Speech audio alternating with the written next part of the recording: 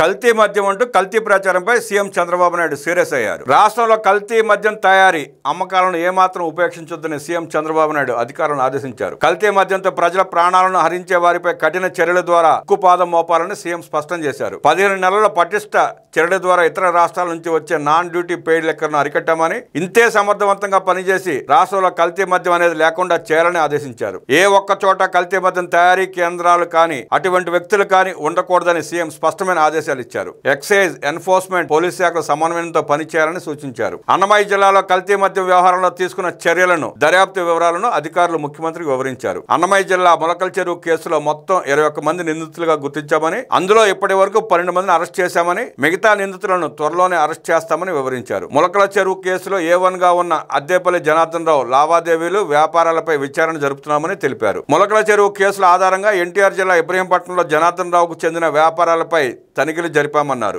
ఈ తనిఖీల్లో కిరాణా షాప్ వెనుక కల్తీ మద్యం నిల్వలను గుర్తించినట్లు తెలిపారు. Addepalli Janardhan Rao ఇబ్రహీంపట్నంలో మెసస్ ANR bar and restaurant నిర్వహిస్తున్నాడు. అతను 15 ఏళ్లుగా మద్యం వ్యాపారం చేస్తున్నాడు. అధిక లాభాల కోసం నకిలీ మద్యం తయారీ ద్వారా చట్టవిరుద్ధ కార్యక్రమాలు నిర్వహించారు. తన సోదరుడు అద్దేపల్లి జగన్మోహన్ రావు ద్వారా కల్తీ మద్యం తయారీ, సరఫరా, అమ్మకం చేపట్టాడు. వీరిద్దరూ కొందరితో కలిసి కల్తీ మద్యం తయారు చేసినట్టు తనిఖీల్లో గుర్తించామని అధికారులు తెలిపారు. ఇక్కడ జరిపిన తనిఖీల్లో కల్తీ లిక్కర్ సీసాలు పట్టుకున్నామన్నారు. ఇక్కడ కల్తీ లిక్కర్ వ్యవహారంలో మొత్తం 12 మంది నిందితులుగా గుర్తించామని, వీరిలో 3 ఇప్పటికీ అరెస్ట్ చేశామని తెలిపారు. 4 PT వారెంట్ పై తీసుకుని విచారిస్తున్నామని తెలిపారు. నిందితుల కాల్ రికార్డులతో పాటు అన్ని కోణాల్లో విచారణ జరుపుతామని అధికారులు వివరించారు. కల్తీ మద్యంపై కఠిన చర్యలు తీసుకోవాలని అధికారులకు స్పష్టం చేసిన ముఖ్యమంత్రి ఈ మొత్తం వ్యవహారంలో పలు కీలక సూచనలు చేశారు. అన్నమయ్య జిల్లాలో జరిగిన కల్తీ మద్యం వ్యవహారంపై రాష్ట్రంలో రాజకీయ పక్షాలు తప్పుడు ప్రచారంతో రాజకీయ ప్రయోజనాల కోసం ప్రయత్నం చేస్తున్నాయని సీఎం ఆగ్రహం వ్యక్తం చేశారు. రాష్ట్రం అంతటా కల్తీ మద్యం అని తప్పుడు ప్రచారంతో ప్రజలను భయపెడుతున్నారని, ప్రతి 3 బాటిల్స్ లో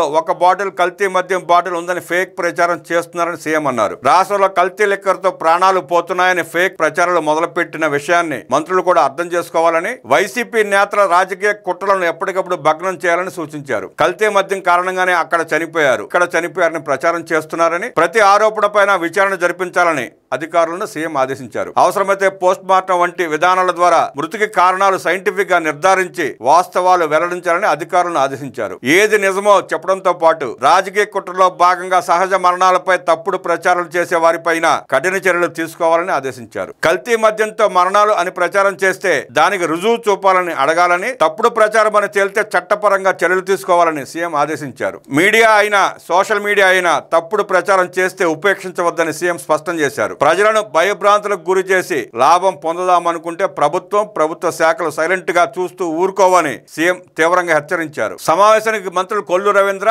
లోకేష్ నేరుగా హాజరవగా హోంమంత్రి సహా పలువురు మంత్రులు వీడియో కాన్ఫరెన్స్ లో హాజరయ్యారు. ఈ సందర్భంగా మంత్రులకు సీఎం స్పష్టమైన ఆదేశాలు ఇచ్చారు. 2019లో వివేక హత్య సమయంలో వైసీపీ ఆడిన డ్రామాలు, శవ రాజకీయాలను మర్చిపోవద్దని గుర్తు చేశారు. వాళ్లు ఫేక్ ప్రచారంతోనే ప్రజలను నమ్మించాలనే ప్రయత్నంలో ఉంటారని, మీరు మరింత చురుగ్గా, వేగంగా వాటిని తిప్పికొట్టాలన్నారు. ఈ విషయంలో వైసీపీ గత చరిత్ర, వారి కుట్ర రాజకీయాలను ప్రజల్లో ఎండగట్టాలని సూచించారు. ప్రతి ఘటన పైన, ప్రతి సమస్య పైన ప్రభుత్వం స్పందిస్తోందని, ప్రభుత్వంపై విమర్శలు చేయడానికి వైసీపీకి ఏ కారణాలు దొరకడం లేదన్నారు. అందుకే తప్పుడు ప్రచారాలతో రాతాంతం చేయాలని చూస్తున్నారన్నారు. ఎన్నికల్లో ఇచ్చిన అన్ని హామీలు అమలు చేస్తున్నాం. దీంతో విమర్శలకు అవకాశం లేని వైసీపీ తమ రాజకీయ సిద్ధాంతమైన ఫేక్ ప్రచారాన్ని నమ్ముకుందని సీఎం దుయ్యబట్టారు. అయితే ప్రజలు ఇప్పుడు వీటిని నమ్మే పరిస్థితి లేదని, అయినా మంత్రులుగా, ప్రజాప్రతినిధులుగా ఏది మంచి ఏది చెడు అనేది ప్రజలకు వివరించే బాధ్యత మనపై ఉందని సీఎం చంద్రబాబు మంత్రులకు దిశానిర్దేశం చేశారు.